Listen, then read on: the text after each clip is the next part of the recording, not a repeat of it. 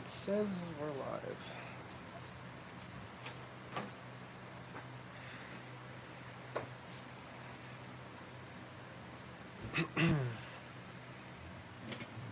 Hello, everyone. The workshop is a little messy. We've got microwaves, ovens, plasma globes, battery power, a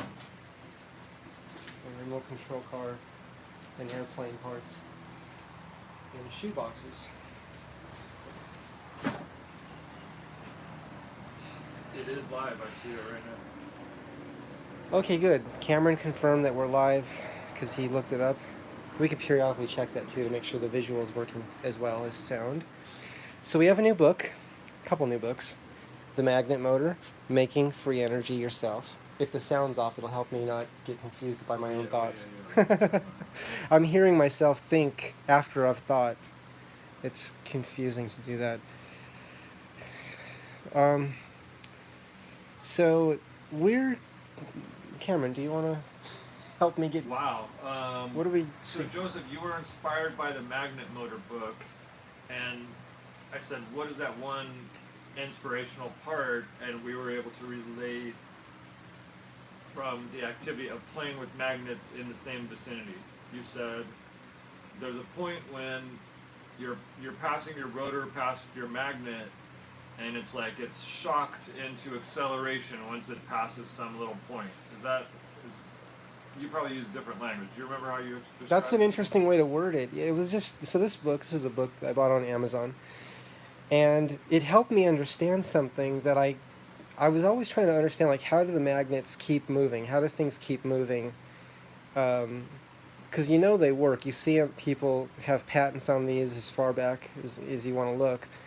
And you know that they work because you see them being demonstrated by different inventors all over the world.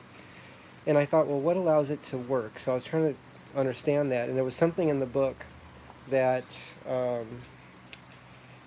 that I read, and I was explaining to Cameron, that really helped me understand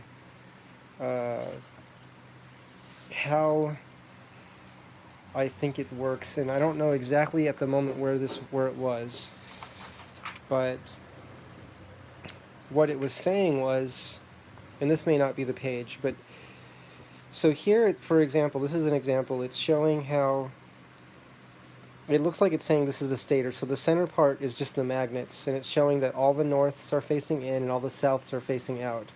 And then here it's showing the rotor as with the curved magnets. If I understood correctly, and you have to read this for yourself, but if I understood correctly, what I visualized that it was saying was, as these magnets that move, that rotate on the outside, as they move so as this end of the magnet on the outside moves, let's say it's moving clockwise, as it moves closer to a magnet and this one moves further from a magnet, one field will lose its strength and the other field will gain strength. That's what I was understanding. I could be wrong about that, but that's what I visualized as I was reading, because when I read the book, it's difficult for me to understand what I'm reading, and Cameron was agreeing that happens sometimes with him too. That's why it's so important to just experiment. So I just got an alternator, one of my permanent magnet alternators, and some magnets from one of those alternators, and I just want to start experimenting with it and see if we can come up with a configuration like that. So for the curved magnets, I was thinking of using something like this. That looks similar to me. That looks similar to that. Okay. So now if it's true that one side strengthens while the other weakens based on what is happening in relationship with this magnet and this magnet and this magnet, this end of the magnet and this wherever it is here, so displacement. I mean, isn't it interesting they're showing 3, right? And this is probably a highly simplified version of what can be done. I know there's magnet motors that have like thousands of magnets in them. So I'm thinking this is just a very simplified version. I mean, if I can just have something spinning, I mean, we've all seen the videos on YouTube where people are spinning their magnet motors, but how do we replicate that? That's my thoughts. How do I replicate that? And then once it works, can I do work with that? Can we light lights? Can we use that, if I call it circuit, as a range extender for batteries, for whether it be electric scooters, electric cars, or whatever the preference is. So here's the book. The book is The Magnet Motor, Making Free Energy Yourself. And it does say that you can build these in here, and they're helping you understand how to build the different magnet motors, but to not try to sell them or make money off them, because the patents are owned. So if someone tries to make money off it, there would be a lawsuit involved. The book does say that, but you are allowed, it says, to replicate any of the magnet motors and use them for personal use for yourself. So whether it be to power lights, a house, a car, and it's saying that that's allowed, but just not to sell or try to make money off of, if I understand correctly, the inventions. So here's just the table of contents, and I'm still reading through the book myself, but Cameron came over today and we're going to do a couple different projects, and we thought one of them could be exploring some of the ideas that we are trying to learn to relate to that are in the book. So let's move forward. Does that sound like it made a little bit of sense, Cameron? A little bit of sense, at least. Sure. I mean, I don't know. I might be more confused than ever. I know I am, but I'm still excited. I'm thinking, like, for us to use this practically, we want to use this to do what? To power a scooter, to power a light? What's your end goal that you see with this project? Well, my first goal is to, I'll get to the end goal. I want to start with the first one. The first one is just to see what happens when I move. Now that I've learned what the book is saying about how the magnets can move and what allows them to do that I want to, intuitively, I feel drawn to try to replicate and see that in action. You were explaining that we all know that magnets get strong. There's, like, you called it a tipping point, I think, where they get stronger or weaker based on how close they are, right? How did you describe it? Well, I feel like we've all played with magnets and pushed a magnet close to another magnet, and you have this force that goes from resisting that magnet and pushing it away. Once you get it just a little bit too close or some angles change, then all of a sudden the magnets will flip over and attach, or well, I guess one magnet flips over and then it immediately attaches to the other one. So it kind of has, there are these tipping forces in the magnetic force, which I know we've seen diagrams of these, like you put a magnet under a piece of plastic, you put a bunch of iron filings, and you'll see these shapes of the magnetic field that aren't just, it's not just a round circle, it's like a U or something. So I guess what's interesting is Joseph was reading about this and reading how when your rotor passes a certain portion of a magnet, then it's as though that strength has changed. I guess he and I were discussing whether the force changes or whether your relationship in space to the magnet just makes the expression of that force on your thing that I'm going to always describe as a rotor. I guess in some way we were arguing about, like, okay, does the force change as you move by it, or is the force always just sort of different in different zones? And I think we did not come up with an answer. But I think we also came up with the idea that it doesn't matter what the truth is. What matters is how it acts as a physical force. Yeah, and I wouldn't say arguing. I was saying explore. Sure. But that's, I think, what you mean, right? Yep. Do you need me to grab part of that thing? Let me see. Wow, that's pretty tight. Yeah.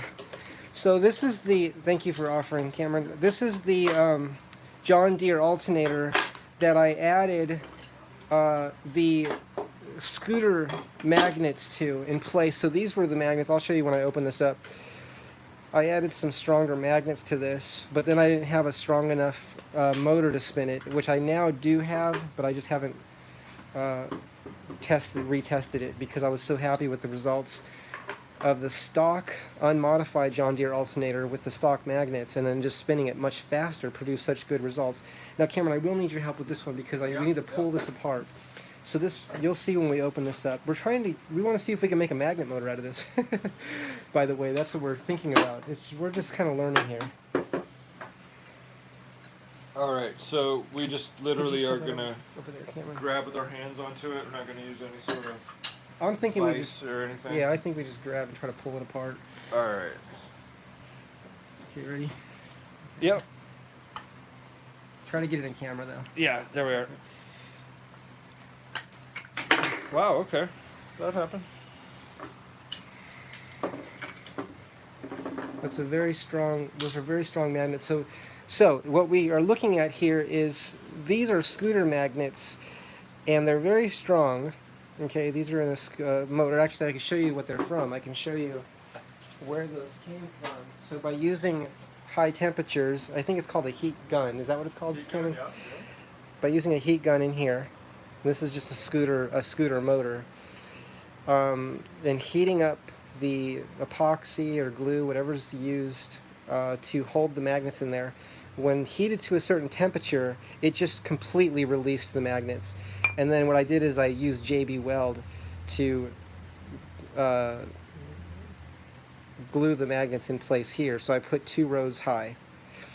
And the reason I wanted to try that is to see if having these stronger magnets would make more energy, but it took a lot more energy to spin this, and I didn't have the right size motor at the time because the blender motor that I was using, that particular blender motor just didn't have enough power. But when I spun the unmodified version, which is just 4 of these magnets in here, that's how it comes. It was producing over 120 volts. So that was really good. And that's, I can show that one to you. That's this one here. That's so that's the Ninja 1000 watt blender motor. That's hose connecting to the unmodified John Deere alternator. And this one spins at how many volts if you spin it? It was producing 120 volts. 120 on this one. Yeah. Okay. 118 volts, 120 volts. So I got high voltage out of it. And that was at like 20,000 RPM. Is that what you had? Told? Approximately, yeah, because it's the RPM of the blender. Okay. But I didn't actually measure it. I just spun it at full speed.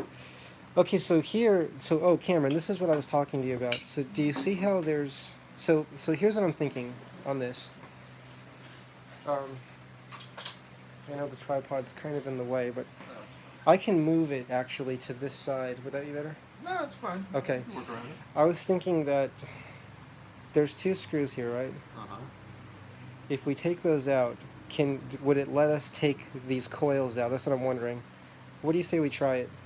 Because then we might be able to put our magnets in there. Okay. Yeah, can't hurt. And just see what happens, right? I don't see anything wrong with doing that.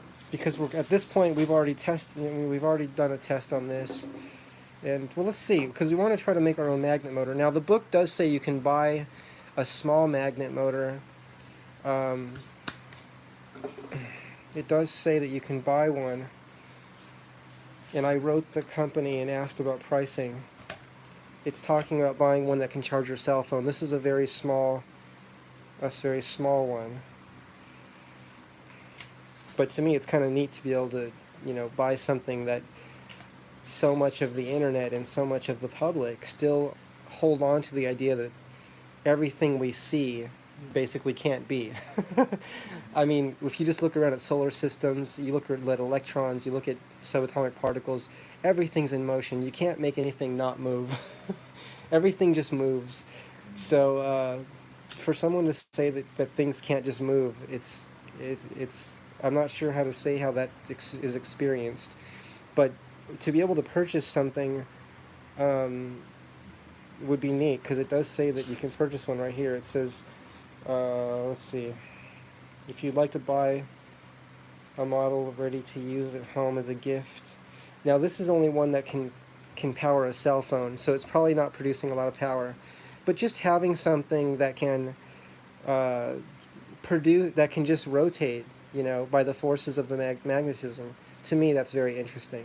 So I inquired about that at info@magnet dash, I think it's called the dash with the little minus sign, motor4u.de. That's I inquired about pricing for one of these, and that it says it's just for charging a cell phone. So I don't know how much energy it puts out, like if it's putting 1 watt or 2 watts or less.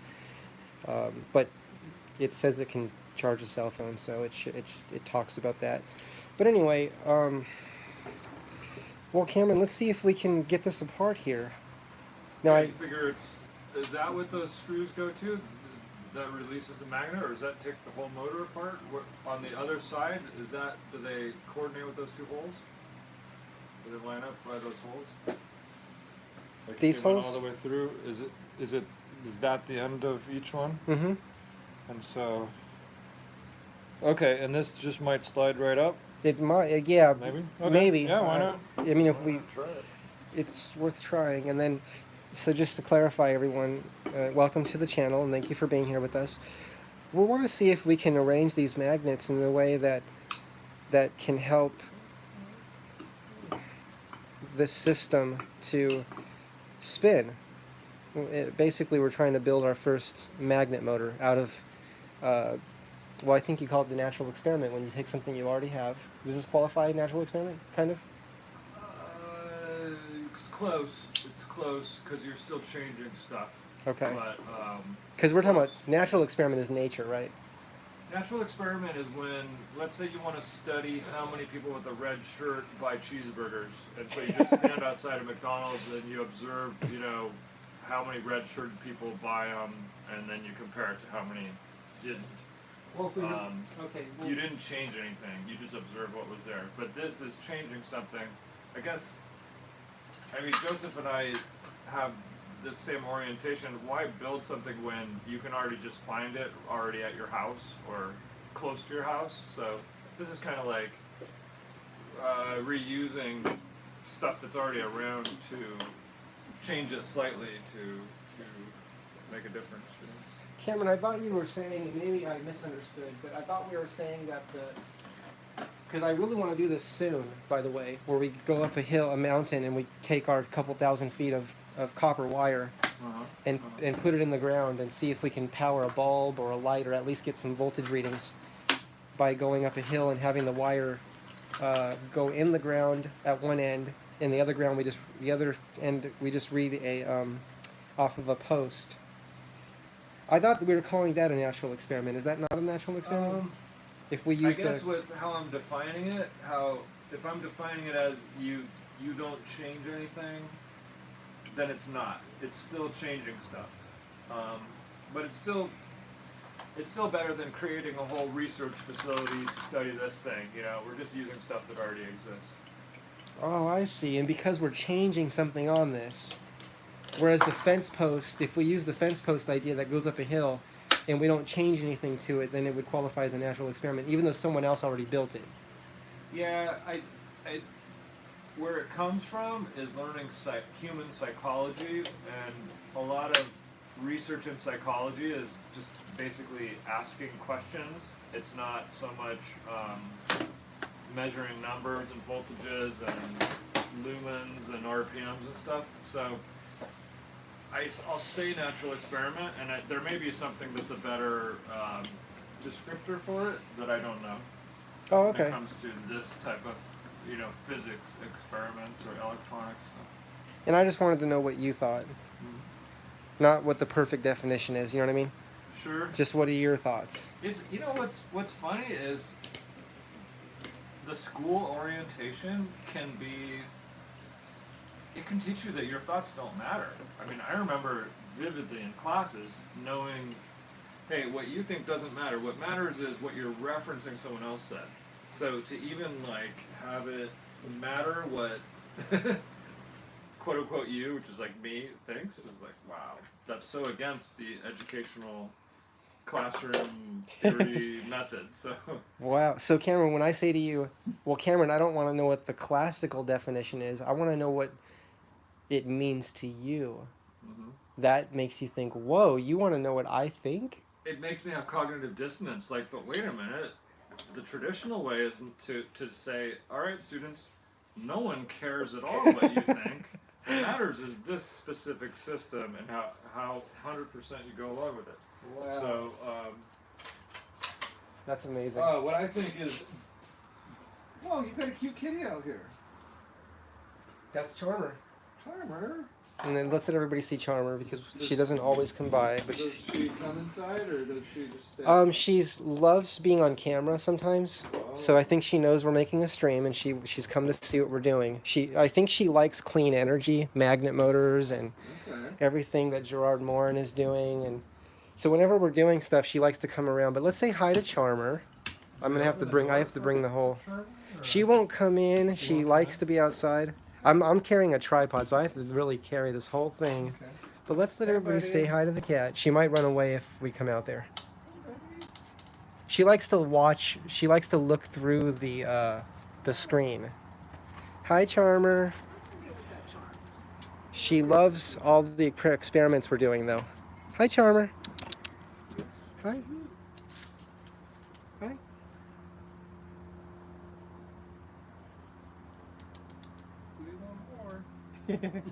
So many choices for attention. This guy, huh? Give it a sniff. Okay, back to the project. She'll just watch us. She'll look through the screen and watch us. She does come in on rare occasion, though. Yeah, she's like a minorly shy kitty.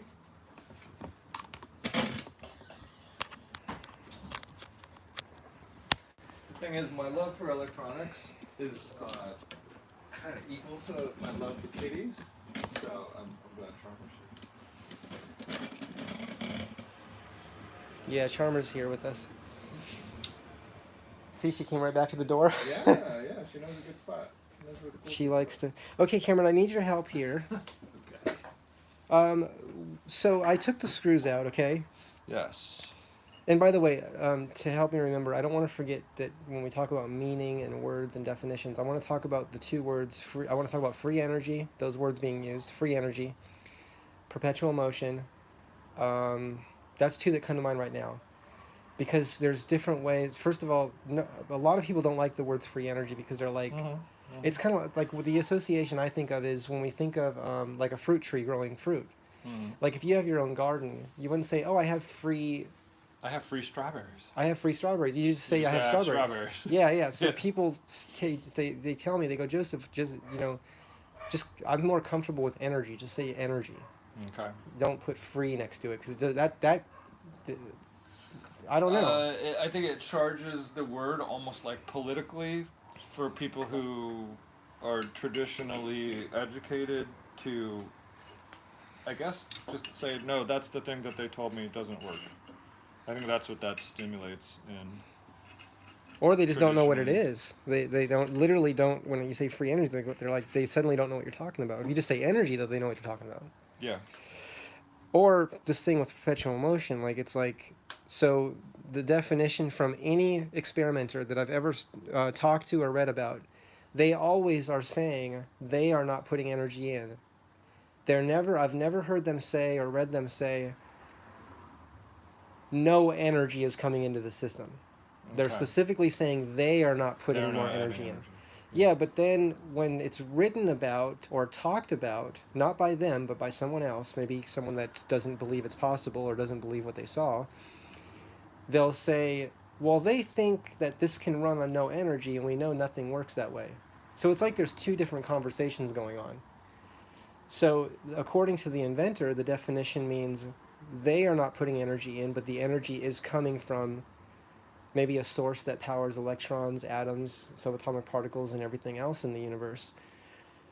Where when it's written about, the misunderstanding can be, oh, well, they think it's just being powered by nothing. It's like there's a big gap of misunderstanding there. Mm-hmm. And it's like there's a division. So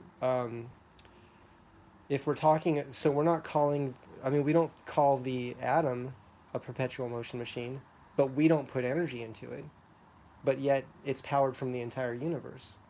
Because Seems energy, like it is a perpetual motion machine. yeah, depending on whose definition. Because if we said that energy doesn't come from, I've never heard someone say this, but if we said energy that powers subatomic particles and atoms comes from nowhere, that would be calling it a perpetual motion machine. But if it's saying that every part of the universe, anywhere there is matter, mass, energy, is powered by every other part of the universe. I don't know if that makes sense, but I'm trying to make sense of the way I've read this. Then it's not perpetual motion, but yet we're not putting energy into it. So it's like there's this division, this great divide of understanding, and it's really just everyone's really talking about the same thing. That's just the way I see it. We're all saying, as long as energy comes from somewhere, which it does, then everything's okay. The Earth is spinning, our solar system does work. Subatomic particles are kept charged, even though these are constants, and we know this all to be true. Okay, Cameron, sorry, you were standing here for a long time. I need your help. I also want to get your opinion on what our next move may be, because we want this to come out. It seems like if you pried from two sides at once. That's what I was thinking. Maybe Thank you. Okay, I have one pretty strong flathead here, screwdriver, Yeah. and flathead just refers to that it's flat right there. See. For anyone that just wants to know what that means, I know most people, I think, know what a flathead is, but I just wanted to say that's a flathead screwdriver versus a Phillips head, which is something like this. This is Phillips head. So it's like I don't know if you call that a star, but it's not flat. It's like two flathead screwdrivers, but crossed like this, and then in a shape that's pointy. See? That's a different kind of tool. Okay, so I don't know if I have another one, but let me know if you see something here that could be used as that, or that you think is strong enough. Or could we just use an old like that. old project? Yeah, that's a flathead. This is from the scooter with 4 alternators on it. Yeah, we do this on each side, and maybe something happens. Okay, this is bending actually. All right, well that's how strong that is. Let's go around though. Let's go one at a time. Ready? Keep going. This is gonna bend pretty good, but try it on your side more. Okay. Because this is definitely bending. And I don't know if I could heat this up too to help it. It might be glued on there. That wouldn't surprise me if a heat gun helped it out a bit. It seems like it's a little cracking a little bit and a little wiggling maybe the tiniest bit when you do that. Okay, let's use the heat gun. Okay. Okay, I have that nearby.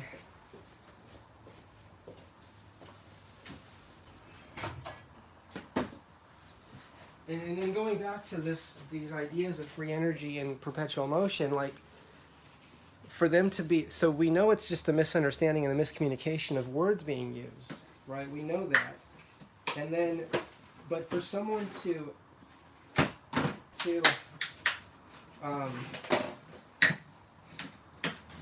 make fun of and criticize in a very harsh way that misunderstanding is, to say the least, unnecessary cruelty.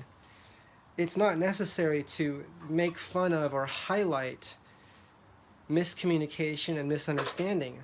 The goal is always to have a shared understanding and to work together to find solutions. So if we can have cleaner energy just by working together and by seeking solutions together, that I think will get us closer to less pollution and having some solutions for you know, the air pollution and the high cancer numbers that people have from the toxins in the air that we breathe. And you know, just when I say air, I also mean in the land and everything. We have to keep the water clean too, right, Cameron? We better. What's left of it? Yeah. Yeah. Okay, so let's go ahead and adjust this. This is something I bought on Amazon. It's a heat gun. We're going to heat this up and see if it helps release this. So let's see. I'll start out with the cooler numbers. Let's see how that works. Now let's just go hotter. Okay. So that's a fully adjustable heat gun. Yeah. Cool.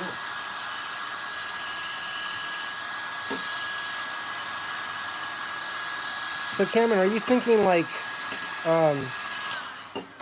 so what are you thinking I should be heating exactly? What are your thoughts on this? I would go right around the black ring closest to the bearing. I would just go around and around it for maybe like a whole minute. Closest to the bearing? There's a rubber piece in the bearing area though. I got to be careful. I mean, not the bearing Oh, itself, there, but this part. Yeah, that black piece. Yeah, Okay. Just as long as you're going around and around that, I think that's going to get it as close to where we want it. Okay, that sounds good.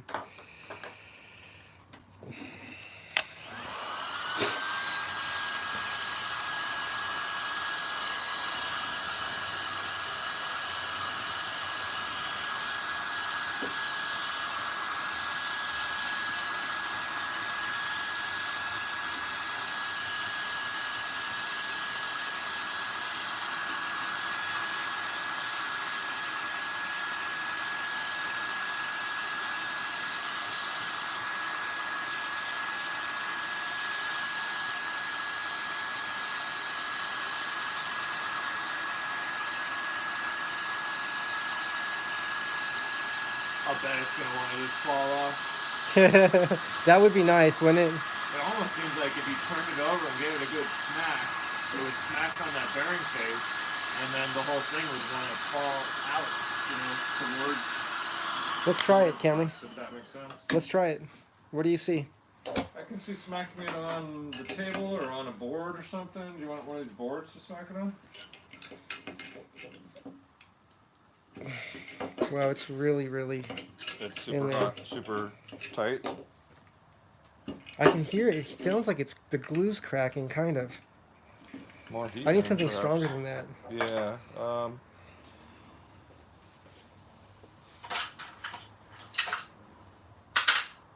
don't know if this would fit in there. Let me see if this fits in there. It looks like it may A not. little on the much side. This one's a little smaller. Let's see if this fits in there a little bit. Oh, not much. Maybe not enough. So what were you thinking of hitting it where? I was thinking of turning it over and smacking it down where this hit something. Like, if we had a board. Like the just vise outside? Smacked it, yeah, on something. I wonder if this would want to keep flying that way if you smack the whole thing down right on the bearing. And this would just But want to slide forward? It might. I think honestly, it looks really tight. It looks like it needs more heat gun. It just doesn't seem like it's soft yet. Yeah. I would want to do it for at least another minute. Okay, this is going to get hot, so let's give you some gloves. Gloves are important. Tell me if these fit you. Because it's getting hot now. And it's going to continue to heat up. Yeah, these are fine. Okay, thank you for being here, everyone. And we're just learning. We're teaching ourselves how to build a magnet motor right now. Now that have new understanding of what the magnets may be doing, which helped me understand. It's coming from this book here. I bought it on Amazon. Thank you, Amazon, for offering the book. Okay, let's go ahead and try this again. Like this, Cameron, you think? Yeah, just around and around, right exactly where you got it. Seems like the spot. And this might damage the coils, but that's okay, right? They can always be rewound.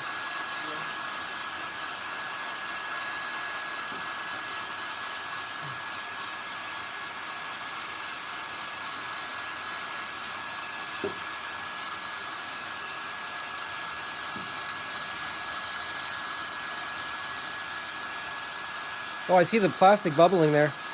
That's what we want. We want good bubbly plastic. I don't know if you can see that a little bit.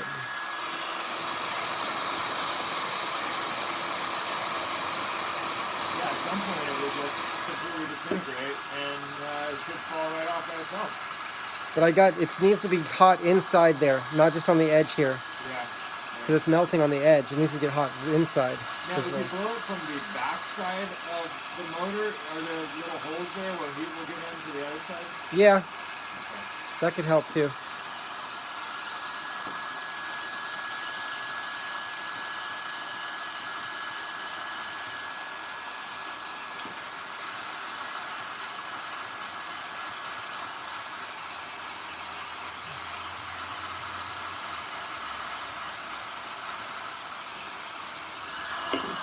Okay, I'm gonna try it again.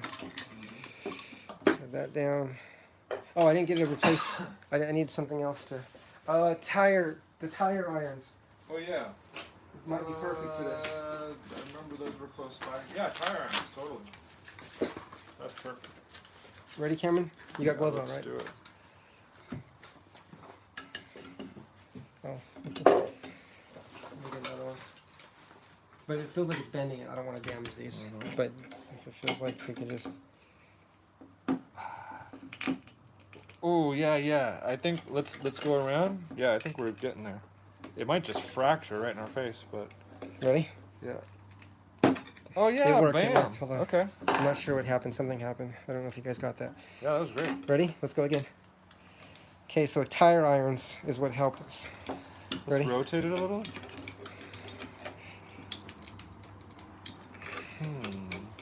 Ready? There it is. Oh, look how it. Oh, wow, Oh, okay. whoa! We didn't separate what we thought we were.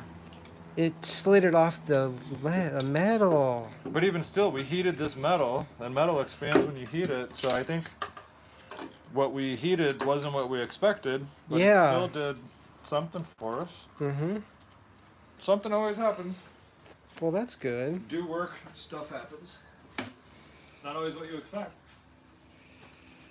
Yeah, that's why when we're doing these experiments, we're trying to see, and this is something I'm teaching myself, and I'm really focusing on noticing this, which is whatever I think I'm doing in an experiment, trying to be open to what else is happening, because there could be something new that I'm not looking for that happens in the experiment. And I want to learn as much as I can about what's happening. So like when I'm taking readings from electricity, when I'm running a generator or doing experiments with the plasma globe, the Tesla coil, I'm trying to read energy from everywhere. Like where is the energy? Because you know it's there. You know it's all around you. We know we're breathing it. But how do we measure it and how do we do work with it? That's the question. How do we measure that energy and how do we light a light bulb with it? How do we run a generator with it? Okay, so I think Cameron and I both thought we were sliding this plastic off of this metal ring here, and what actually happened was the whole ring came off, which is really interesting.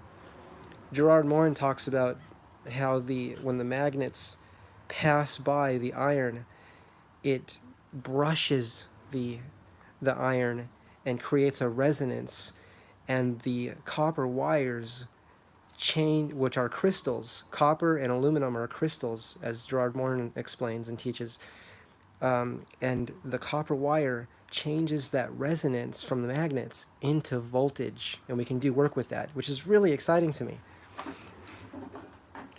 Okay, I've always loved to know how things work, and I've never lost interest once I have an answer, because I know that things work in many ways, not just the ways that we know, but also ways that we don't know. So I'm interested in all the ways that something works, and apparently there's so many ways that things work. It's a simply complex place that we live in. Okay, so let's put this back together. Okay, Cameron, so I think we're getting close to kind of what we were thinking about. Now these are just preset from before. What I was doing when I did this actually is I was just, and this is something Gerard Morin mentioned, is having the same number of, as one example of an experiment, having the same number of, I don't know if you call these poles or legs. I think they're called legs sometimes, but these coils. So there was 1, 2, 3, 4, 5, 6, 7, 8, 9, 10, 11, 12. There's 12. And so then putting 12 magnets, 1, 2, 3, 4, 5, 6, 7, 8, 9, 10, 11, 12. And Gerard Morin was saying that this would create a very efficient generator, and especially when you wind the coils,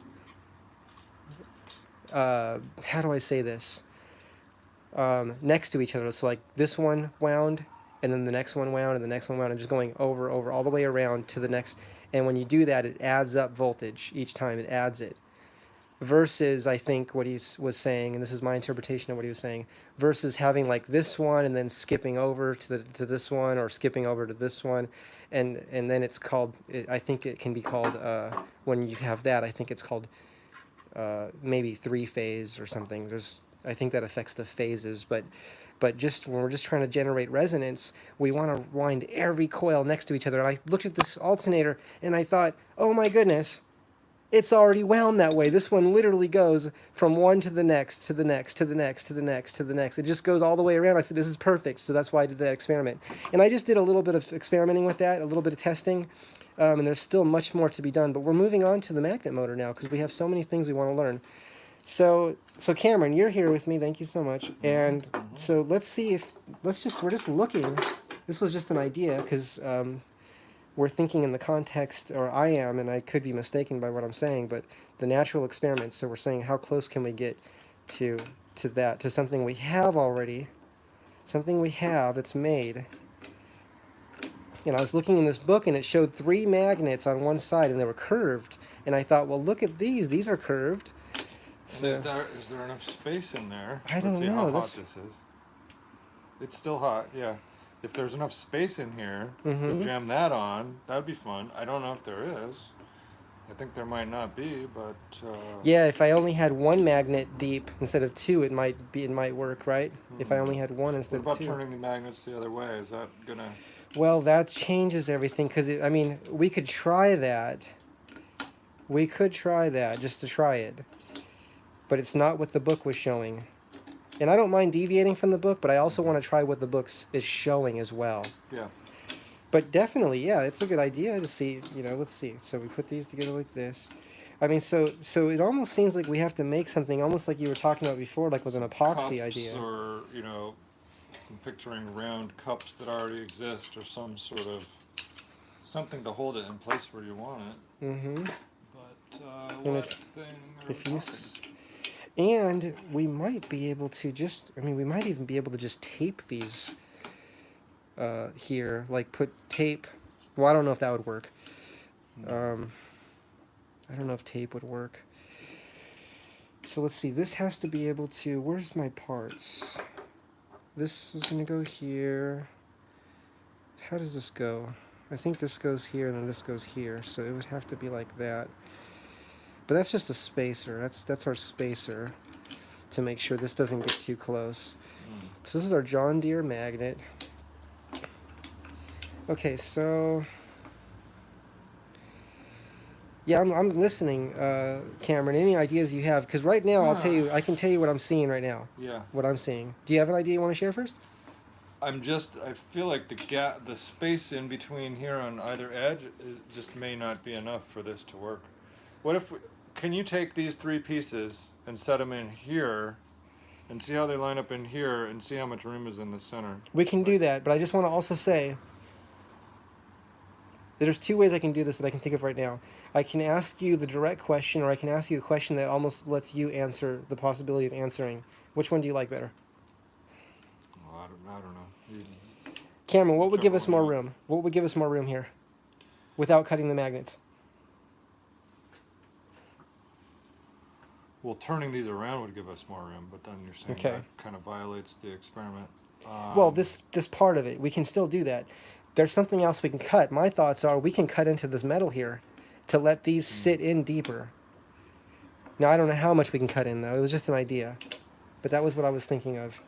We could. I don't know if it's going to gain us that much. You know, say you cut a millimeter each, you're not going to gain that many millimeters. Versus, you know, you're popping a magnet off of each one of these. I guess now it'd be similar to. Okay, to Cameron, that. I'm having some more ideas right now. Okay. What else has a curve like this? Motor magnets do. Okay. Motor magnets. And we know how to get those magnets out now with high temperature. We already have the heat gun here. Mhm. So I'm thinking, do we have any motors? And I do. I have one here. We probably want the same strength magnets, so I would need more. I don't think we have enough. But this, for example, this motor was given to me is just, this motor just doesn't work. And this is going to have magnets in it. It's going to have probably 2 magnets. And this magnet is going to have a curve to it.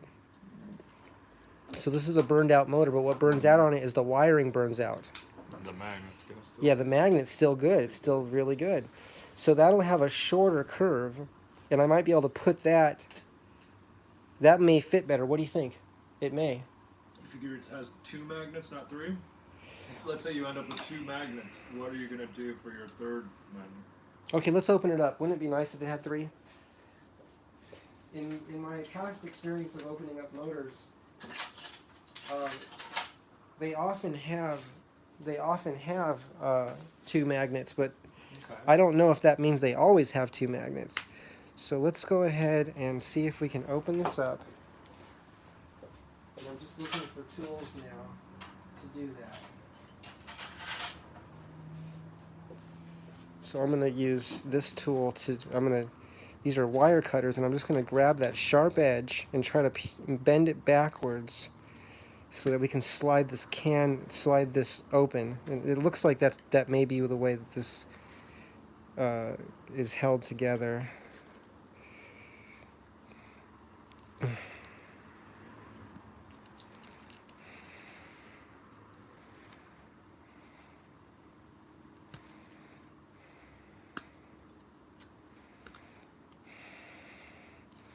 And Cameron, if you have any ideas about anything while I'm doing this, please share what you're thinking. I will. Because we can look ahead as the possibility of this only having 2 magnets. And if that's the case, and I think that's what you were asking me, if this has only 2 magnets, what could we do then? Is that what you... Do you think you have other motors that are exactly the same that would have another equal magnet?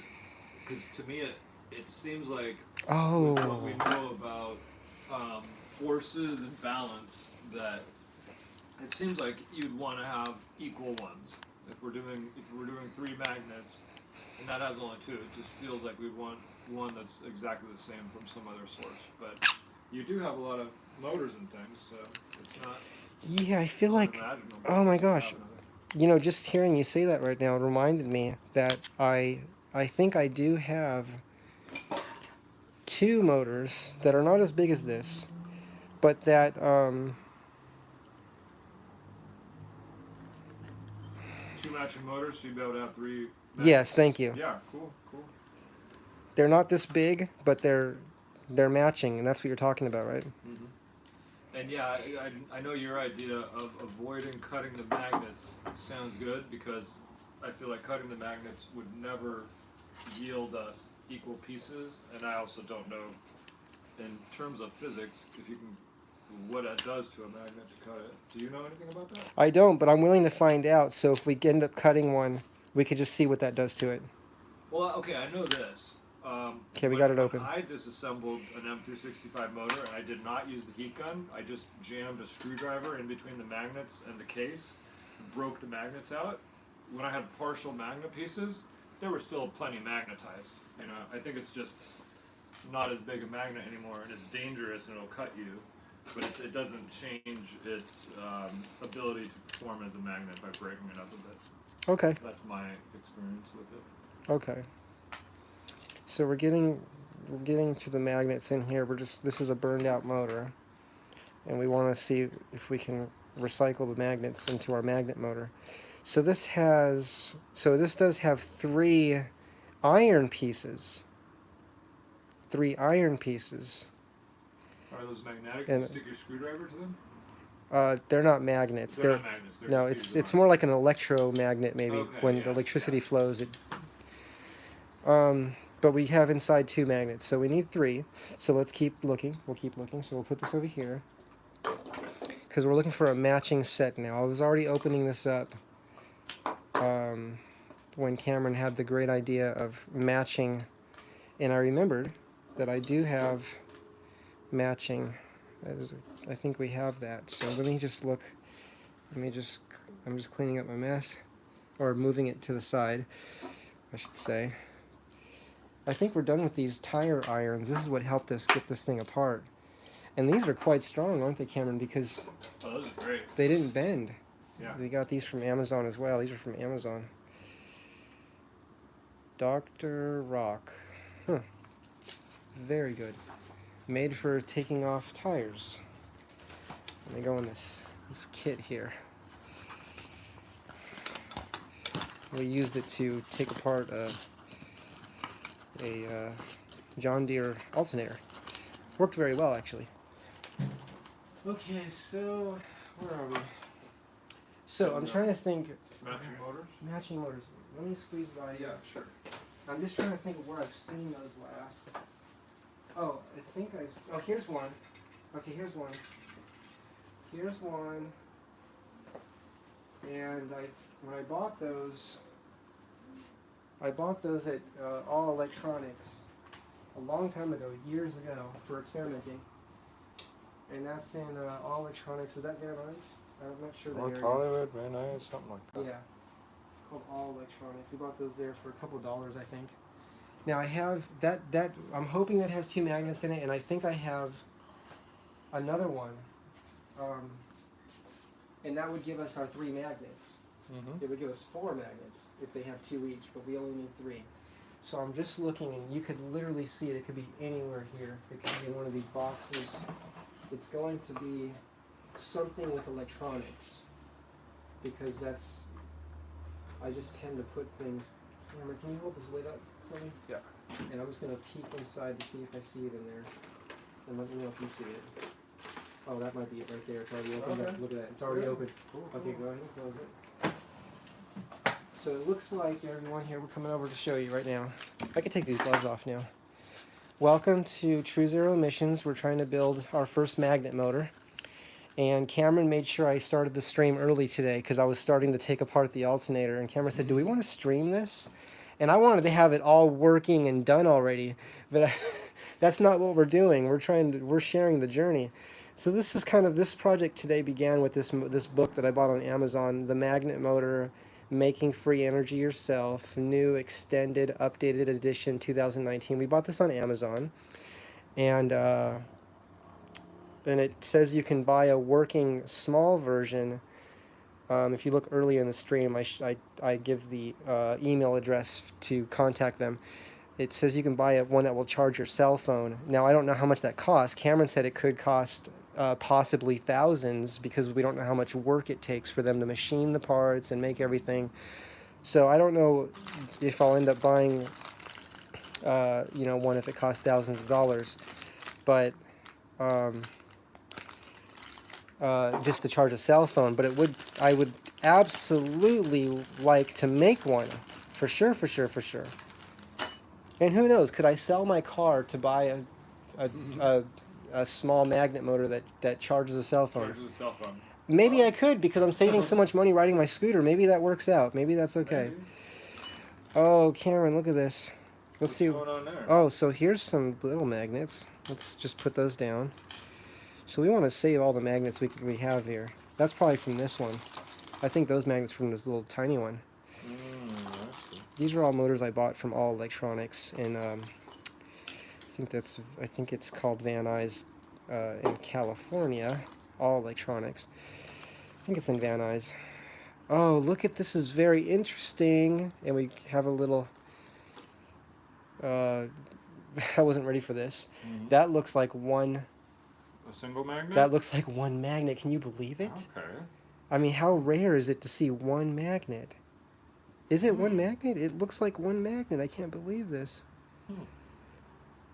I mean, I've never seen an electric motor with just one magnet. And this goes back to, let's say I thought you needed 2 magnets to make a motor work. Well, apparently not. I wonder if you somehow stick that one on a shaft in here and, it does its thing or something.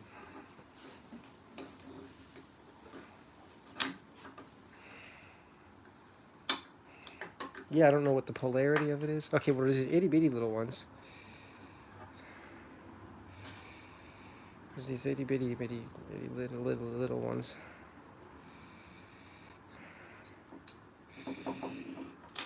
So let's open up. Okay, this one had 2. Now that one, I don't know if this is the same. It is the same. It's the same, so you're going to have 2 individual magnets there. Yeah, they're going to be 2 individual single magnets. So you're saying maybe something can still be done with that. It sounds like that's what you're saying. Maybe something still can be done with it. Is that what you're saying, Cameron? Sorry. Possibly. I'm not sure what. Yeah. Not entirely sure what, but keep it in mind. You've got it. Yeah, for sure. Okay, so this one, should I take out the magnets from this one? What do you think? Just to have them out? Yeah, if you want them for later. Otherwise, I'm thinking we need 3 of the same, but 3 of the same, but smaller than these big ones, right? yeah. But do we even know that the big ones for sure don't fit? Should we still see if we can get those to? I've been using my eyeball measuring system for a long time. My eyeball says it's not going to fit, but it's to get it in there. I think we're going to have to get something round to hold it in place so that we can actually appropriately measure it. It'd be really hard to measure with how the magnetic forces want to hold it in that sort of weird asymmetrical position. Yeah. You know it's weird when you put a tool down, you just, as far as you recall, you just put it down. Mm-hmm. And it's not, you don't see it though. So you're like, you just put it down, right? Like you just put it Which down. tool are you looking for? The flathead. I'm looking for the flathead screwdriver, the small. I found it You found it? Okay. right here. Alright. Yeah, I just didn't put it in the toolbox, and I was looking in the toolbox. So there's a clip in here. I'm trying to get out. There's a clip in there. If you see that little clip, let me try to. There's a magnetic field here guiding my flathead screwdriver. If I can pull that clip out, I think it'll help release these magnets. That's what I'm trying to do right now. But they may also be glued in there. So. Maybe. Okay. Oh yeah, I was gonna say pressed, but no, it's that other one with the single magnet. Okay, we got the clip out. I got the clip. Yeah. So here's the clip that was holding those magnets. It was pushing them together. Let's see if that loosened them though. If they come loose now. No, they still feel like they're in there good. Heat gun? Heat gun. Job for the heat gun? Yeah, job for the heat gun. But Do you want to do it, Cameron, or you want me to do it? go for it. Okay. Feel free. I'm looking for my gloves. Oh, I put some back right there if you want to use those. okay, thanks. Yeah, apparently I lost my gloves. I misplaced them. They're here somewhere. I saw you put them up here somewhere. They're in this zone. Oh, okay. I put them Or up next somewhere. time. All right. Okay, so we're gonna get these magnets out. Oh, you know what? Before I do that, it would probably be wise to take off this sticker if I can, because it's gonna melt. Oh yeah, it is, isn't it? And I don't know that it'll come off, but I can try. Because it'll definitely melt. Okay, the sticker came right off. There we go. So if you have stickers and you want to use the heat gun, I had some tape on one of the alternators once when I was heating the magnets up, and that tape the glue smelled so bad. There's nothing like duct tape on stuff where you don't need it. Yeah. You've got to eliminate that in our life. So what do you think, like this? Yeah.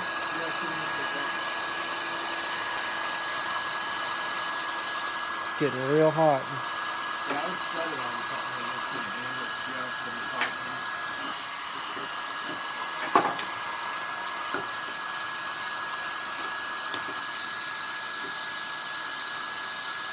You would expect anything you talk to the Dutch to melt a little bit. Yeah.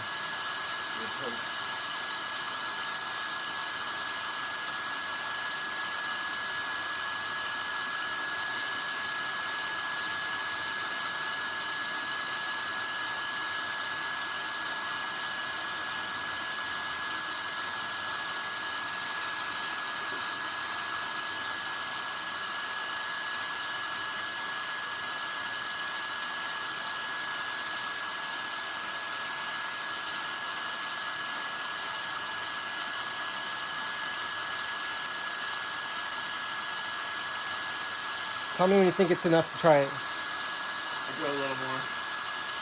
I'm gonna try going inside a little more too.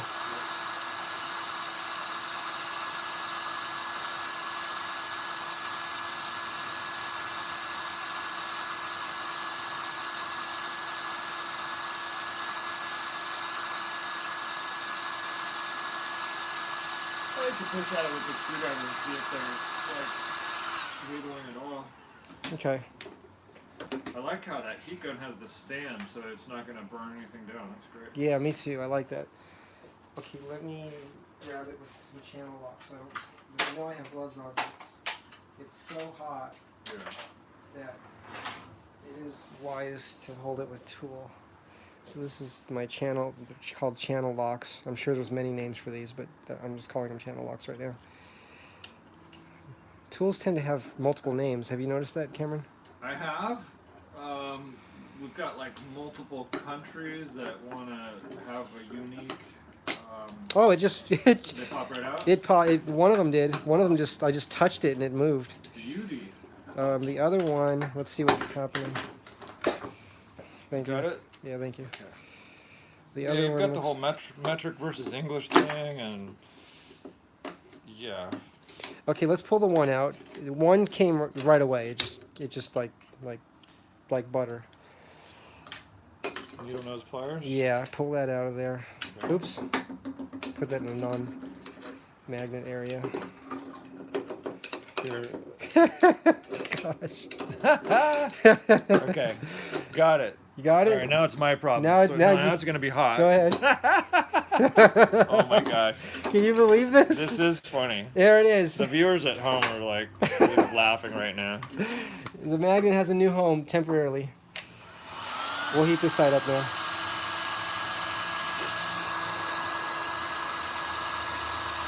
I mean, if you're going to make a magnet motor, you might as well have fun doing it. Yeah, yeah. Or maybe a better way to say it is, if you're going to learn something new, might as well have fun doing it. It's like living on the space station. I'm sure you've just got to adjust to all kinds of, zero gravity problems. I guess zero gravity is kind of like having magnets everywhere. Stuff that's different. The way I'm doing this now, it's going to heat the channel locks up too. Yeah. So I'll keep that in mind too.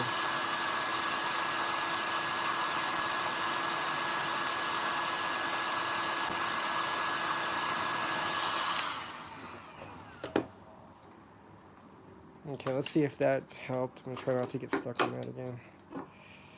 Let's see if that helped at all. Okay, this one does seem like it's... Oh, there it goes. It loosened. It came loose. We got it. We got it. Can you Cameron, pop it up a little? I'm You've got the gloves. sorry for all the noise, everyone. We're doing our best here to get this magnet Okay, out. okay. There we go. Careful, it's hot. It's very hot. Okay. Go ahead. Bam. And they went together. Okay. They are Magnets like to be together, and they didn't break, thank goodness. They do break like glass sometimes. When they hit each other, they just crack. And also pieces of magnet can go flying around. That can be very dangerous, so be careful if you're working with magnets. Don't need that. Yeah, I had that once where a magnet cracked and it threw a piece. Luckily I had my glasses on, but a piece went flying. It actually repelled it away. Whoa! It makes sense that I it could get do that. It was at the with certain, the violent force right then. If Yeah. It goes just right. Yeah. and they're razor sharp too. So no one was hurt though, but it just made me glad I had glasses on. Mhm. I always wear my safety glasses. Okay, so I wanted to take those out, even though it's only two. But let's see how they feel if they're too hot right now. Well, that was interesting. Doing something over here and something over there happens. I do want to see just... Let's see if we... Got a rubber band? Well, I'm thinking... I don't think a rubber band would hold it, because this is very strong forces, but I think tape might work. If we tape these here with our gaffer tape, and just see what happens when we put the top on it, just to see what it does. Now, we This need tape 3. right here? Yeah, the gaffer tape, yeah, the 3-inch. Oh, wow, that magnet's so hot, it was melting the glove. The glove was sticking to it. Whoa. Look at this. Huh. That's how hot that is. So you want me to tear off a piece of like 6-inch long piece of gaffer tape? Well, and did you say you were interested in seeing what the round magnets would do? Do we want to try to get those out? Or what are the thoughts of it? I'm not sure how those apply to this experiment, but I mean, those ones make me think you're almost going to make some sort of like magnetic levitation bearing or something. Oh yeah, those could be Like, good for that You kind know of what I'm experiment. saying? I do. Right? Mhm. Not that we have anything that requires that at this point, but my brain certainly fantasizes about the zero drag of magnetic levitation. And yeah, Gerard Morin was working with bearings that were magnetic bearings like that. Yeah, I mean, it seems like if you really want the most optimum use of energy, you're going to reduce the most drag, and to have magnetic levitation style bearings, it seems like the only way to fly, to me. Well, it seems like my gardening gloves have officially become experimenter gloves. Okay. So, just, I mean, it looks like when it comes to magnets, from what I'm just right now, the way I'm seeing them, it almost looks like we just want to try a bunch of different things. Like, how many different ways can we configure the magnets? And what's the simplest magnet motor? The least number of magnets, the least complication. It's like minimalism and simplicity. And what would let something spin? Just as a starting point, in a way. But if we use 2, so I was kind of wondering if we use, so we don't have 3 of either of these, but if we use 2, and Just opposing on either side, two equivalent ones? I don't know, right? Well, it's be symmetrical if you just have two opposing. Well, should we see what it does? I mean, we have 2. Yeah. And it's really the way they match up. I think it's more about the way they match up. I don't know, but because it showed 3 in the book. But how do they match up to these? You know, how do they match up to there? What's happening there? So let's see if we use these 2. And you want the gaffer tape for that? What is that, like an 8-9-inch piece of gaffer tape? Yeah. You know what, Cameron? Let me do it while it's on it. Let me just tape it while it's on it. Okay. What do you think? Yeah, why not? I'm trying to see if these are hot still. I don't like touching the magnets without gloves on. They're not because of the temperature, but because they have sharp pieces of metal on them. Yeah, they attract little bits of iron particles that will cut you up. So look, here's what I'm thinking. Yeah, exactly. So, what do you think? Like, you know what? I feel like these have to be. They have to be up Tight, that high though. Well, I because feel like there's a channel there they're sitting on. If they're lower, then they're on this imperfect part with that also has. Remember these things we put the screws into? Yeah. So they have to be as high as that is. That's where they have to sit. Okay, and I just want to say that I don't think this having a motion, because the tape's not going to hold them real tight. It's still going to let them do this. For sure. And I don't know that that's going to. We can try. It's still worth trying, though. I shouldn't not try something just because the logic in my mind says can't work. Before you stick tape on there, do you just want to sit them on there and put this over it and see if it'll literally slide over it? No, because these are going to jump all over the place when we put that in there. Okay. They're not going to just stay there. They're gonna jump into there. Okay, so for sure it's not going to slide on if we. Yeah, we do don't that. know if it's going to fit yet. I know what Okay. you mean. If it fits there.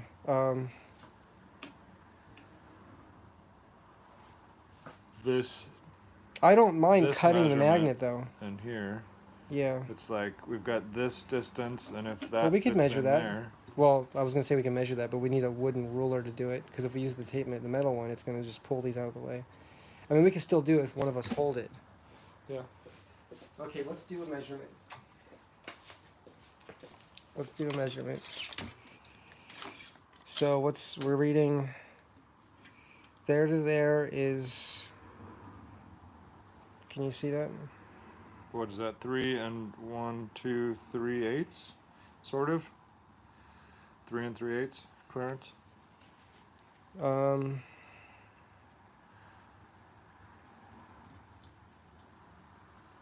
Yeah, Okay. that looks like it's right on the 8. Yeah. So we're looking for this to be less than 3 and 3/8 for it to possibly work. 3 and 3/8? Why 3? Just how my eyeball saw it. If I go one line, that's 1, 2, 3, 4, 5, 6. But if I skip lines, it's 1, 2, 3, and it'd be 4, 5, 6, 7, 8. So it's 3 out of 3 Oh, of 8. I see. 3/8. Yeah. Whereas it'd be 6/16. But since that's both odd, even numbers, and I'm going. Okay, for here you 3/8. go.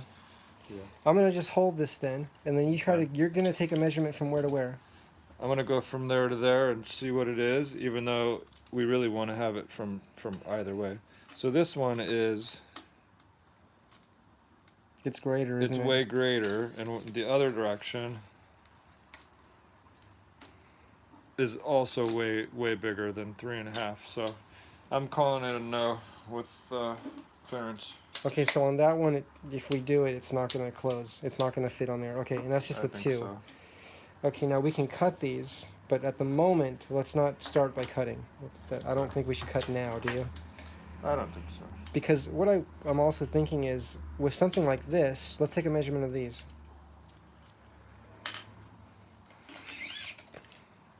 Now, it's only 2, but we can still measure it. This is not even over 3. So this could be closer to what we need, and we can also put double-sided sticky tape here and zip ties on these on the outside, which is something I use on a lot of my experiments. Not with magnets necessarily, but like holding my batteries on and just lots of things. And it works very, very well, by the way. I always get the UV protected zip ties because they become brittle if they're not UV compatible with ultraviolet light. So with one like this, we could even, what I was starting to say was we could put double-sided sticky tape back there to space these even closer to the magnets if needed. So getting magnets from motors, now I know what to look for. So I'm going to look for some motors, and I'll go with the guidance of All Electronics. And there's also a place called Apex. Could you hand me that paper over there? This has a list of, All Electronics gave this to me. And it has a list of places that carries different parts. I'm looking for a Gerard Morin's using a 20 milliamp 6,000 volt transformer, and that was part of his experiment. So I'm looking for one of those. I can also get this from electronics as well, but so Apex is a possibility, and there's just different. This is the list of places that have supplies that All Electronics gave to me. So I can look into this for maybe see if they have little motors and just what they have that could be useful to our projects for us learning. So I'll share that list with you. And Apex is a really neat place just to browse and look. It's a really big place. It has a lot of things there. Okay, so so where are we now, Cameron? Should we try to do some kind of... I feel like we should at least try to see, like, I want to put this on and just see if something happens. Why don't you just stick those on with the zip tie like you were saying? Like I was saying, Stick it over and a little bit of double-sided sticky tape on the back to hold them in place. Yeah, why not? Okay, let's do it. As long So as we're here. now the book shows 3 magnets. Oh, there I am again, taking my gloves off. Oh, because I need to put the double-sided sticky tape on. The book shows 3 magnets. We just have 2 at the moment, but we don't want to go home without having tried something, right, Cameron? I mean, we're not done. Try something. We're not done yet. We're probably going to make another stream because we want to work on Cameron's scooter a little bit. But I mean, we don't want to go home from this project without trying something, even though we need one more magnet to match what the book is saying. We still want to try something because ultimately, when we figure this out, whatever we figure out, whatever works, I also want to move towards simplicity and how can it be simpler and also minimalism, which is what's the least magnets and the least parts that we need to make something rotate, or I'll say it this way, to allow something to rotate. Because everything wants to move, right? Everything just wants to move. We know that by just watching, just seeing how nature works around us. So nature is very happy to be moving, it looks like, from what I see. Just an observation. Is that 3M tape there? It sure is. It works very that's well. A nice roll of Isn't that? tape there. Yeah, I'm envious. I got it from Home Depot, Uh-huh. and it's a hardware store. And I've been buying this for many years. It's double-sided sticky tape. It's industrial strength, and it's very good at not leaving a residue. It will leave a residue if it's on there for years and it's out in the sun.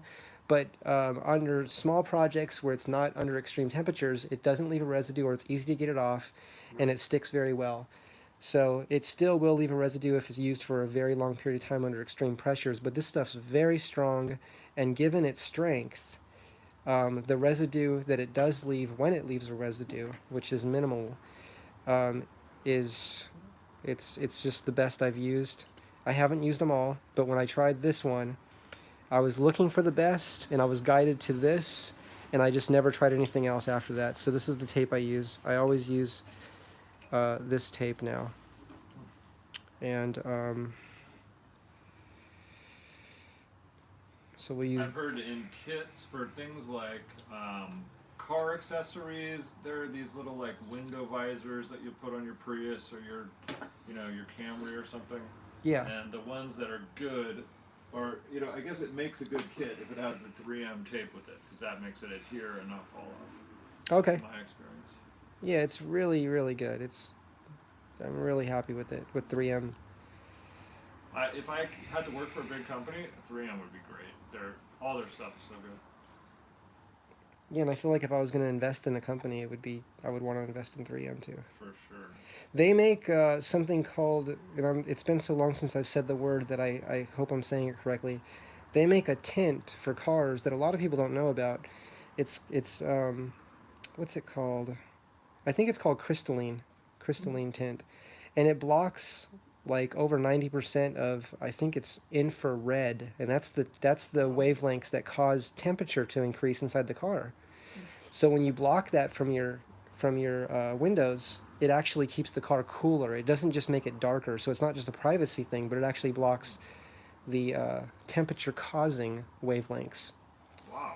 Isn't that neat? Yeah, it costs more, but it's if you want that feature, I don't know if it's called a feature, but if you want that protection from heat, that would increase efficiency of your car, because you wouldn't have to use the air conditioning as high of a temperature. So now I'm thinking zip tie around these. Okay, and it seemed like there was room for that. I think so, with just these two. So here's our zip tie, and I'm gonna go ahead and put that on. Let me think about where this is gonna go. I think I'll put it over here. So the part that I tighten is here. What do you think? Sure. And it should also be in the middle somewhere. Now I have to be careful not to break the magnets too, because I don't think magnets are super. Good idea. And now it's like in the end, you wanna use your finger caliper and make sure this distance and this distance is the same. So they're. Yeah. I mean, I'm thinking you want it symmetrical. I know in art, in beauty, and in physics, sometimes we want symmetry. I'm not sure with the magnets. Yeah. In fact, you were reading from that book that they didn't necessarily want symmetry in their model. Am I correct?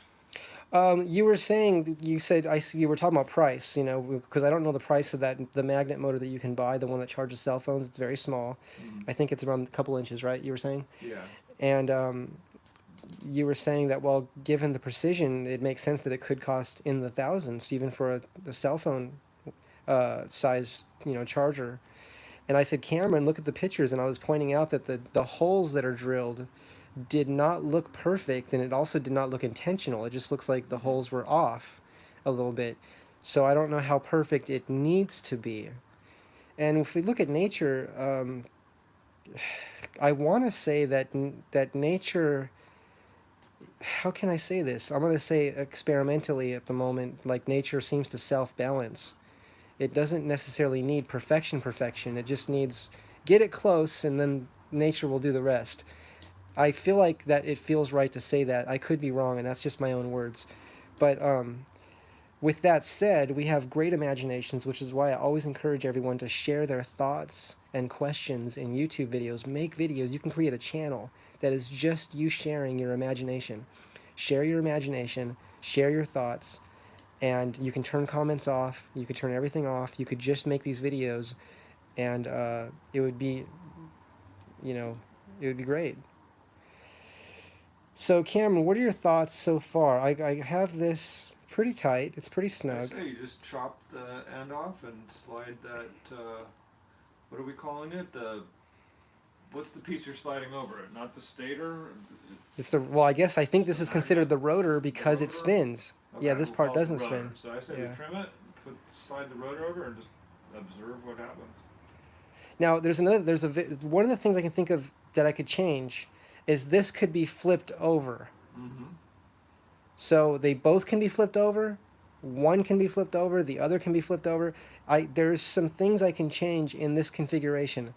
Now, I feel that once the magnet motor works, once we get it working, we'll be able to simplify and vary it, change it. But getting to that point where how does it just move? How does it keep moving? That's the educational process. That's the educational journey. That's where it's like, what can we observe? What can we notice? What can we learn? And how can our actions from that point forward express what we've learned? And when you keep doing that, I think that we call that improvement Mm-hmm. and getting closer to our goal, which I think our goal is for this thing to move the way nature moves, Mm-hmm. which is just to move. Nature's always in movement. Should I tighten this with my tool, or is that too much? What do you think? I think you can tighten it a bit. I think it wouldn't hurt.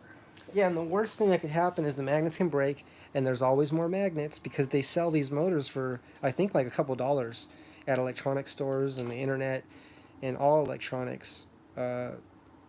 Also, I think like a click is fine. okay, I did 2 clicks, and I'm going to cut and this is how I cut it. So I cut the zip tie with this tool. This was on Amazon for just a few dollars. It was around $6, $10. Inexpensive tool and great for zip tie tightening. Really great.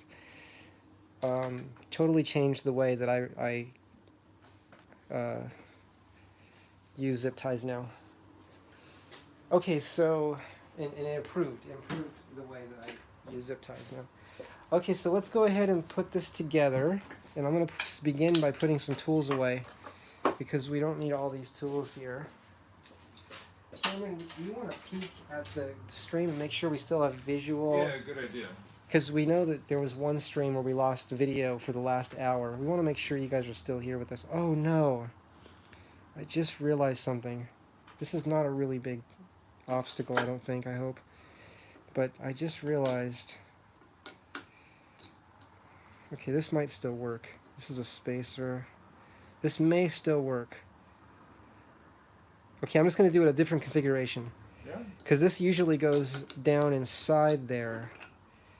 But instead, because it won't fit, I'm going to put it on top. So I'll put this here first. Let's see how I can do this.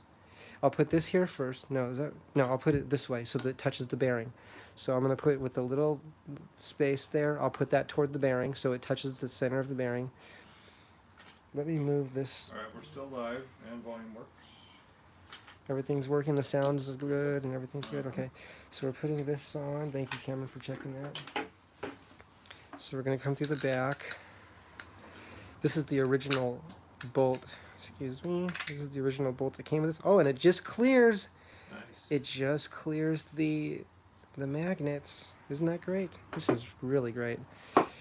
Okay, so that, and then we're ready to put this on now. I don't know if this is going to take both of us. Let's see. I'll try to Should I try to do it myself first? Do you want to hold this side? Yeah, well, why don't I hold it on the table like this and just station it and just see what happens? Okay, and I'm gonna try to slide this over. Oh wow, it's very strong, It's even though it's resistive? even though it's just those two magnets. Mm-hmm. Does it have a bolt to bolt it on or something? Hang on, what's happening? Something's. I hope the magnets aren't hitting something here. Let me see what's happening. Oh wow, what's happening? It's very strong. Okay, it pulled this off. I'll put that back on. Okay, I'm gonna try to go down. Ready? Did it pull it off again? No, it didn't. Okay. Oh no, it didn't get it off. Okay. Okay, I got it on, but something feels. Well, maybe I just need to tighten it and see. Oh, it's not reaching. Why is that? Okay, this isn't in all the way. This has to go in more, I think. Is it in? I can't see that.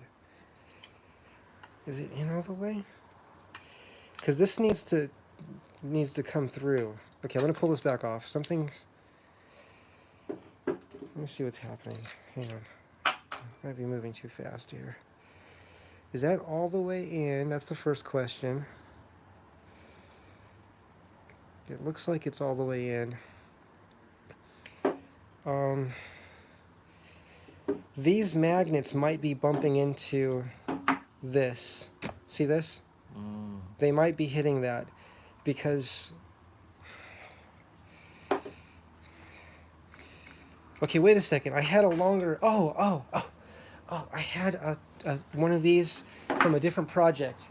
Okay. I just have to find... Okay, because we're not turning at a really high RPM right now. Because what happened was I used a different one of these, but it didn't fit as snug in there, so it was at high RPM, it was wobbling. But Okay. for what we're doing, I think it could be okay. So let me just see if I can find the bolt. Now it might be like right over here, or it could be behind you in my area over there. Let me look over here. Yeah.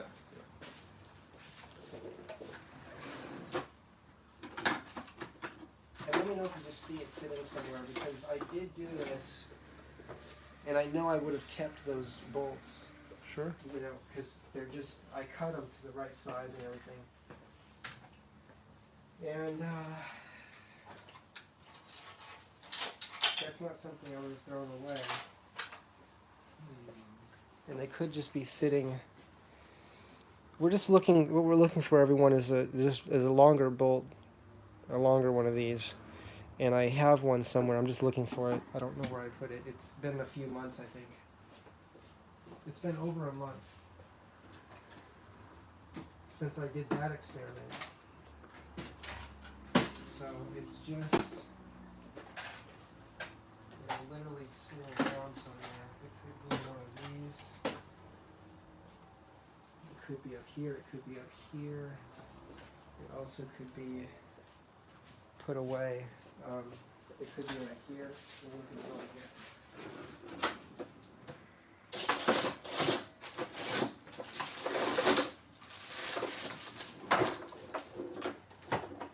You're not talking about just bolts like this, are you? If that fits, you want to see if it fits and if it's longer? If it fits and it's longer than what we have, or it helps us with what we're trying to do? No, I can tell it's not going to be okay. It's Okay. too skinny and it's not long enough. Now this is way, way, way too long, but that's okay if it's too long, Yeah, too long is fine. because it'll just be too long. Let me see if this works then. Because the thing I cut, I think it was from something like this. The one that I cut. Use your finger caliper. Or no, yeah, I guess popping that out is the same. You'll tell real quick. Yeah, just to see if it fits in there. Because that's what this was bought for. Yeah, this fits. Okay. Well, see, this is much, much too long, but it's okay if it's too long. I mean, to me, it's like if someone said, okay, this isn't the car you wanted. This one has a lot more power than the one you wanted, and it gets better fuel economy than the one you wanted. I'm not going to say no to that. Better fuel economy, more power, those are both good. Okay, so let's do this. So we have these. Okay, so I'll leave one. Yeah, and in the case of this, what we're doing now, it's not gonna necessarily give us more power. or efficiency, but it's gonna, if it allows the project to move forward, then actually that is more power, isn't it? Because it's more than zero. Yeah, more than used to. Yeah, it's more than not working, and we're trying to get this working today. We're trying to mobilize our questions. I think we're turning our questions into actions, into the action of what does. So if we have a question, then what does a solution look like? Is that a way of saying it, Cameron? Sure. Yeah. So we have questions, and then we discover the solutions in our actions. We have to have the action. Cameron, you were just saying today that that's the importance of lab work. Yeah, I think it's the best part of class with lab is lab. I could go for all hours lab and far less hours class. That's the way I see it. But you do need the 30, you do need the class time, but there's nothing that makes my knowledge solidified like putting my hands on the project. And that's coming, everyone. That's coming from a teacher, right there. Oh yeah, oh yeah. Yeah. So Sure. Cameron, he has you do and teach. You do both. It's technically correct that I do. Oh, and I found the rods. Now that I'm not looking for them, I found them. Of course. Look, Uh-huh. I found 2 of them. Perfect. Now that I'm not looking for them, right? Uh-huh. That happens sometimes, right, Cameron? Happens all the time. If you save enough stuff, you're always coming across the thing you just needed. Perfect organization. I don't think there's really a way to have perfect organization if you live a lifestyle of learning and projects and new things. It's just to be organized is almost to be stagnant.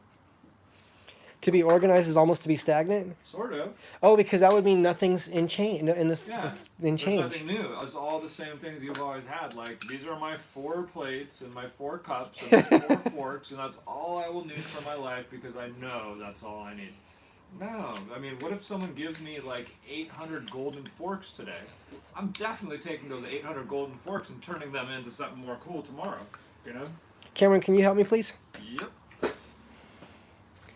What are we doing? I want to know what you see, Cameron, because right now I'm trying to take some approximate measurements just by looking at this. So this looks like right there, and I'm trying to see how much more space I need.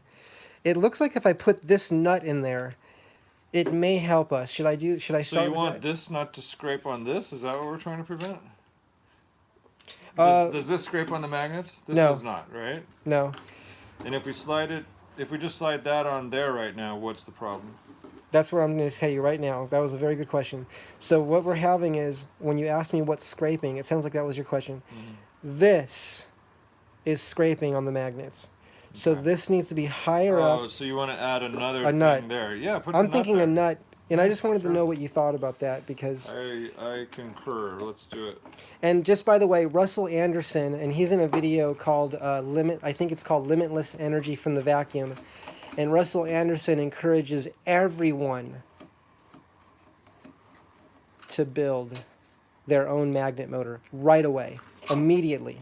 He said it's very important that everyone builds one right away. Don't wait at all. Don't delay. And Russell Anderson, if I understand correctly, is in charge of the team, or was in charge. I don't know if he still is, but he at one time was in charge, and maybe still is in charge of the team of the John Searle SEG, Searle Effect Generator, which is a generator and propulsion system, and it's really amazing and interesting to learn about that. So highly recommend learning everything you can about that. And one of the things I really appreciate about everything that Russell Anderson shared in his video, Limitless Energy from the Vacuum, it's like a 1-hour video approximately, is the simplicity and clarity with which he speaks and shares his vision of how, his vision and his direct experience of how energy works. It's very inspiring to me to be able to learn something and understand something that I have not previously understood. And something I noticed about this field is that keeps happening. It's like I think I know something, and then I go, oh my goodness, I can't believe I thought I knew that, because now I know even more about it. Mm-hmm. And this takes what I thought I knew to a whole new level. That's the great thing about continual learning. You get to different plateaus, which are all useful. Yeah, that's really great. That's very well said, Cameron. You should write a book.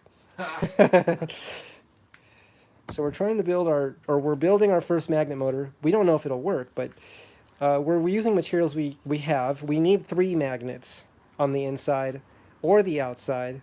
In this case, it's going to be on the inside. We need 3, but we have 2, and we said, well, let's see what 2 do. Especially knowing that once we get the magnet motor working someday, and it'd be wonderful if it was today, we want to simplify it.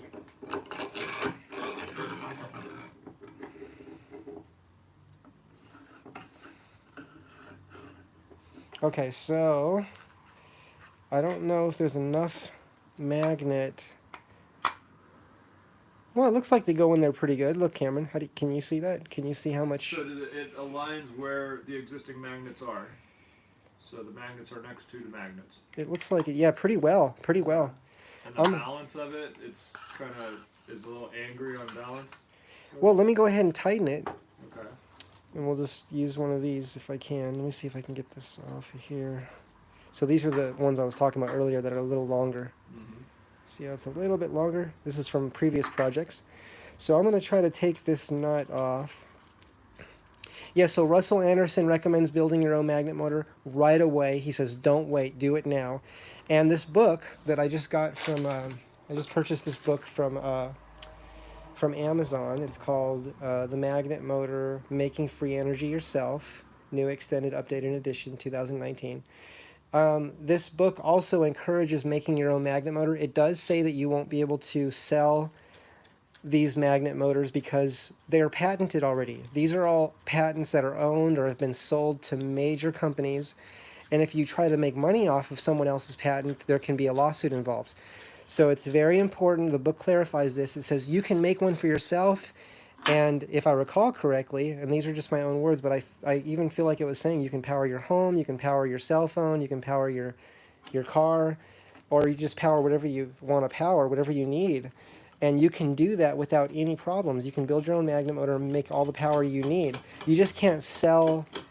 Where the trouble comes in is if you try to make money off of someone else's patent. And that makes sense, right, Cameron? Yeah, that's understandable. Yeah, sure. You don't want to try to make money off someone else's idea. But I believe that there's something about like if it's already in the public use, whatever that means, you can use someone else. You know, we were talking about what would happen if you just showed someone's book and just started reading it verbatim. You know, we understand that to be against the rules, and so I looked it up, and I think if something's old enough, then it's in common use, and at that point you get to just use it. But I would understand that this book is not common use, so you know, you're probably supposed to get permission. And right, that's with book material though. But how about when it comes to making a magnet motor that someone else owns the patent on, and you know you can replicate it, but not make money off it? Yeah, I mean, patented stuff. You can. That's the definition of it. If I wanted to build a Ford Mustang, a 2021 Ford Mustang, if I could do that, I can. But I cannot start to do that for profit because that's their design. That's really neat. I mean, there are like aftermarket fenders though for different cars that I'm sure you can get an aftermarket fender for a pretty new car, and I don't know. Maybe they give them $1 for it being. Oh, I don't know. So the book clearly states that you can build your own magnet motor, and Russell Anderson and the book say build it today. Start right away. Start right away. And one of the most exciting things about the process is everything you get to learn. Mm-hmm. So let's see what this is doing. Okay, so it's not balanced at all. I hear magnets rubbing in there too, or something's rubbing. Okay, that's kind of tight a little bit. So, Cameron, do you want to go ahead and spin it? Let's see.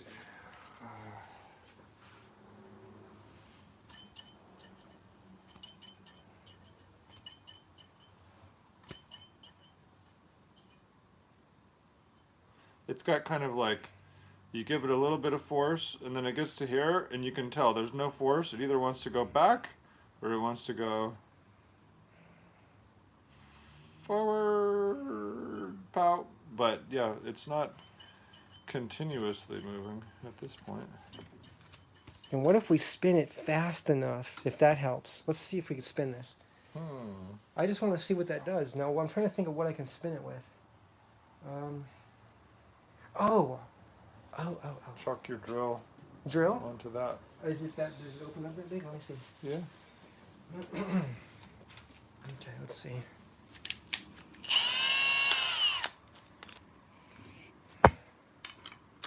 Oh, I can't believe it.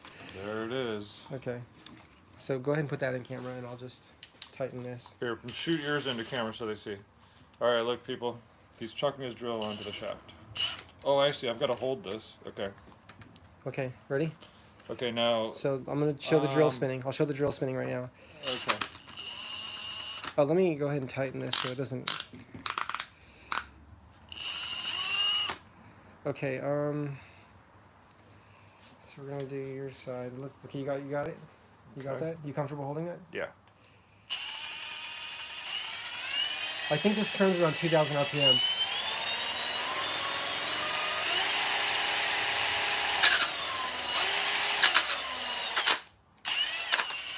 Well, let me see how I can do this. I'm trying to think how I can release it once it's turning. Probably can't. Unless we were Release it. turning it some other way.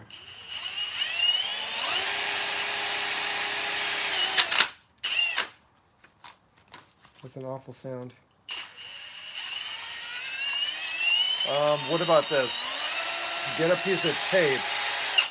Oh, I see what you're doing. I was thinking, like, if you had the drill here and you just had some tape rudimentarily wrapped here, just so it got traction, and then you just sort of yanked it off. You know what I'm saying? Yeah.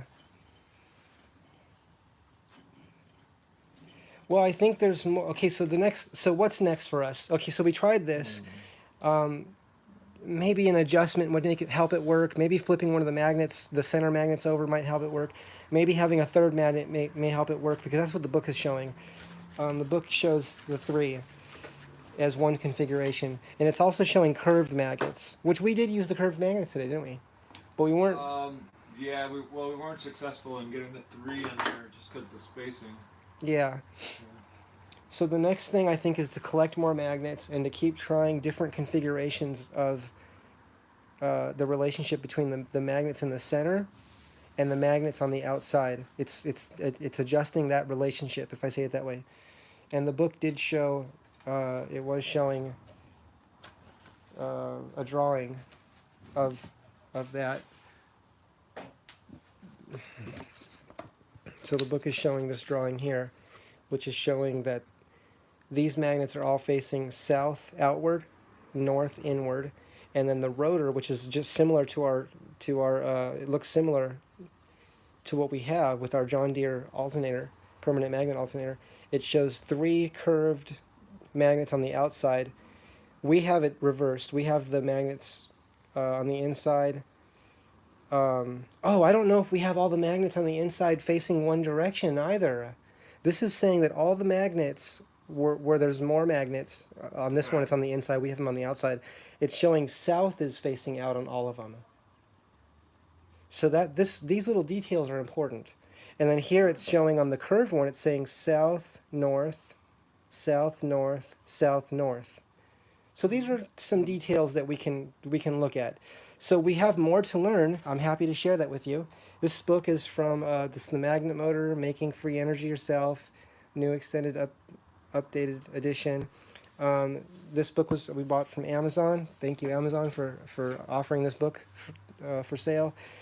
And we're going to keep learning, everyone. We just wanted to share with you today our experiments and our thoughts. And can it be done? Yes. How to do it is a different journey for everyone, I think. So if we all share our journey of discovering how to do this, we can learn so much. So I think I'm going to stop the stream, Cameron, so we can move on to. I'm ready to do your wheel. Let's do Dualtron tire. Okay, we're gonna work on Cameron's scooter next. Thank you so much for being here today with us, and for learning with us today. Have a great day, everyone. Bye-bye. Goodbye, people. Count to 3, right? 1, 2, 3. Okay.